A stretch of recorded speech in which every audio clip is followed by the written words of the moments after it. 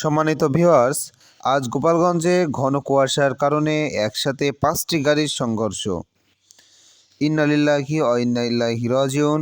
State fast food গাড়ির সাথে এক ভয়াবহ দুর্ঘটনা। তো ভিউয়ার্স, এখানে অ্যাক্সিডেন্টটা খুবই মারাত্মক ভয়াবহ হয়েছে। তো যারা গাড়ি চালাবেন খুবই সাবধানের সাথে চালাবেন। এই কুয়াশার মধ্যে অ্যাক্সিডেন্টটা হয় স্বাভাবিক, আর যেহেতু কুয়াশা খুব, এর মধ্যে গাড়ি জোরে চালানো ঠিক না। তাই আপনারা গাড়ি ধীরে চালাবেন এবং হেডলাইট জ্বালিয়ে চালাবেন, তাহলে অ্যাক্সিডেন্টটা হওয়ার সম্ভাবনা খুবই কমে যাবে। দেখতে পাচ্ছেন 5টি গাড়ি সংঘর্ষ হয়েছে, ভয়াবহ একটি দুর্ঘটনা। চারিদিকে মাল জিনিসপত্র ছিটিয়ে ছটিয়ে আছে।